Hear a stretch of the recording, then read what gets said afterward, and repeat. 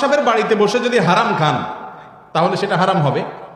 আবার যদি একজন হিন্দুর বাড়িতে বসে হালালটা খান তাহলে খাওয়াটা কি হবে? হালাল হবে। আপনি কার বাড়িতে খাইছেন সেটা দেখার বিষয় না, কি খাইছেন সেটা হলো দেখার বিষয়। কথা কি বুঝাতে পারছি? হিন্দুর দোকানে বসে খাইছেন কিন্তু খাবারটা হালাল, তো আপনি এটা খাইতে পারেন। কিন্তু দোকানের মালিক মুসলমান, খাবারটা হারাম, তাহলে সেটা খাওয়া কি হারাম। এখন কথা হলো যে যদি কোনো অন্য ধর্মের ভাই খাবারের ভিতরে কোনো হারাম মিশায় থাকেন, আপনি জানেন বা জোরালোর সম্ভাবনা থাকে, তাহলে সেটা আপনার জন্য খাওয়া যায় না। আর এরকম যদি সম্ভাবনা না থাকে আপনি খেতে পারেন, খাওয়াটা আপনার জন্য হারাম না।